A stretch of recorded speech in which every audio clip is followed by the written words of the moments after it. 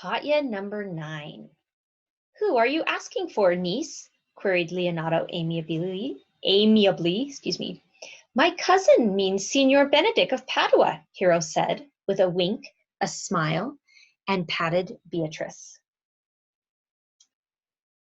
Okay, so this is a little confusing. Do the best you can, and then pause the video, and then come back and we'll fix it. Okay, here you go. Who are you asking for, niece? Queried Leonato amiably. So is this a new paragraph? Well, it is Leonato talking, and anytime someone new starts talking, we do a new paragraph. So absolutely, we're going to do a new paragraph. We're also going to put quote marks around the talking. Who are you asking for, niece? Queried Leonato. So we're going to put quote marks there too, because that's the end of the talking in between niece and queried.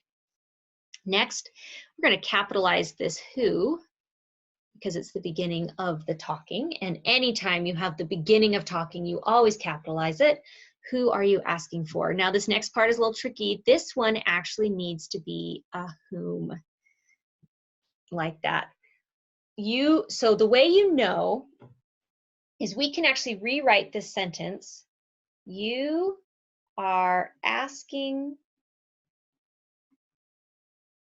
for whom? And you'll notice, sorry, that should be capitalized because it is the beginning of a sentence. If we say it like this, you are asking for whom. Whom is the object of this preposition. And we haven't talked about a lot of that yet, but when you have an object, who becomes whom.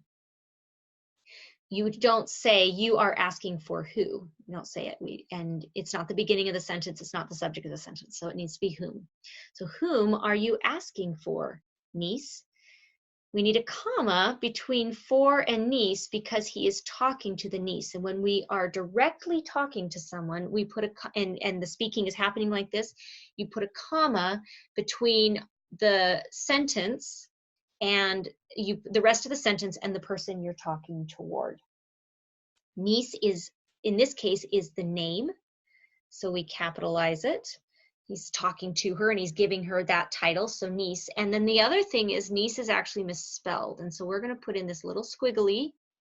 And anytime we do a squiggly like that, it's because what we're saying is we want to switch these two words, the two letters, I and E, and we put a squiggly like that to show the switch.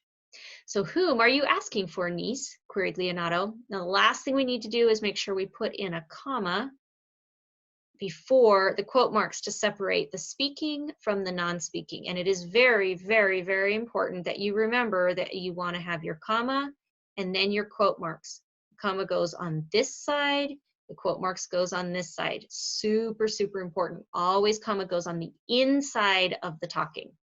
So here's our other talking. Notice it's on the inside of the talking right here.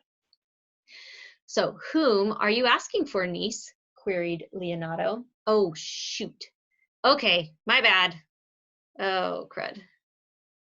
Yeah, we're going to have to go back because what I realized just barely is it is a question, not a statement. If he's asking a question instead of a comma, we need a question mark. And there's probably a lot of you who just fixed your question mark. I'm so, so sorry. So make sure that you put in a question mark. Now your question mark still needs to be on the inside of the quote marks, but it is a question, so we want it to be a question mark, not a comma. I'm so sorry. So who are you asking for, niece? Queried Leonato amiably. We want to capitalize the L in Leonato. And amiably means friendly. Queried means questioned, amiably means friendly. Now we have a new speaking here. My cousin means Signor Benedict of Padua, Hero said. Hero's the one who said it, so we're going to start a new paragraph and a new set of talking, both right there and capitalize. My cousin means Signor Benedict. We're going to go ahead and capitalize his name as well. So make sure that your first talking started here and your second talking also started there, and you did two new paragraphs. My cousin means Signor Benedict of Padua. Padua is also capitalized. It is also a proper noun. Hero said with a wink and smile. Here we have the end of her statement. So this time it is definitely a comma and then a quote mark So make sure your comma again is on the inside. Hero is her name, so we capitalize hero. Hero said with a wink, a smile, and this is very strange, and patted Beatrice. We want, whenever we have a list in a sentence, and here we have 3 things she did, whenever we have a list, we want to make them what's called parallel. Now you may know from math that parallel is when 2 lines are the same. They go the same, they have the same distance apart. You can have parallel lines that go like that. You can have parallel lines that go like that. I always like parallel because it has 2 L's in it that make it look parallel. Well, what it means in English is that it means they're all a similar style. And a wink, a smile, and a pat makes this parallel, because then they're all the same. So we're going to say, and it's a list, so we're going to put a comma after this. Hero said with a wink. And then we're going to do another comma after smile, because that's the second part of the list. And then the last one we're going to do is patted Beatrice. We're actually going to change patted to a pat for Beatrice. And when you listen how that sounds different now. It all sounds the same. Hero said with a wink, a smile, and a pat for Beatrice. And then sneak in our capital letter for B and make sure you added your period at the end of the sentence.